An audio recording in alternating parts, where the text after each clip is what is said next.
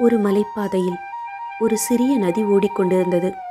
அதன் ஓட்டம் மெதுவாகவும் மெல்லிய ஓசையுடனும் இருந்தது. அந்த நதிக்கரையில் ஒரு பாறை இருந்தது. மிக பெரியதாகவும் கடினமானதாகவும் இருந்தது. ஆண்டுகள் பல கடந்தும் அது அங்கேயே உறுதியுடன் இருந்தது. ஒரு நாள் கல் நதியிடம் கேட்டது, "நீ எப்போதும் ஓடிக்கொண்டே இருக்கிறாய், நீ சோர்வடையவே இல்லையா?" என்றது. நதி மெதுவாக சொன்னது, "நான் ஓடுகின்றேன் என்பதால் சோர்வடையவில்லை.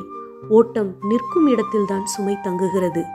நான் ஓடிக்கொண்டே இருப்பதன் மூலம் சுத்தமாகவும் சுறுசுறுப்பாகவும் உணர்கிறேன்" என்று பதிலளித்தது நதி. கல் இது பற்றி சிந்தித்தது. மழைக்காலமும் வந்தது. நதி பெருக்கெடுத்து ஓடியது. சிறிய கற்கள் நதியோட்டத்துடன் நகர்ந்தன. ஆனால் அந்த பெரிய கல் மட்டும் அசையாமலே இருந்தது. இதை பார்த்த நதி மீண்டும் சொன்னது, "உன் உறுதி உன்னை வலிமையானவனாக காட்டுகிறது. ஆனால் அதே உறுதி உன்னை அசையாமல் வைத்துவிட்டது. நான் மென்மையானவள், ஆனால் என் மென்மைதான் எனக்கு பாதையை உருவாக்குகிறது." கல் இதை உணர்ந்தது. அது நீரின் ஒரு துளியை ஏற்றுக்கொண்டது. அந்த சிறு துளிதான் அதன் மன அமைதிக்கான தொடக்கமும் ஆனது.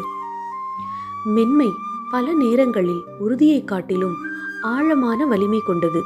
எப்போதும் உறுதியாக நின்று மாற்றமில்லாமல் இருப்பது வலிமை போல தோன்றினாலும் அது நம்மை வளர்ச்சியிலிருந்து தடுக்கலாம்.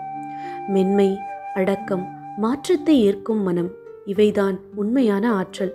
சிலர் நான் இப்படித்தான் என்று தங்கள் பழைய எண்ணங்களில் பழக்க வழக்கங்களில் உறுதியாக இருந்து விடுகிறார்கள். ஆனால் வாழ்க்கை ஒரு நதி போல தொடர்ந்து மாறிக்கொண்டே இருக்கிறது.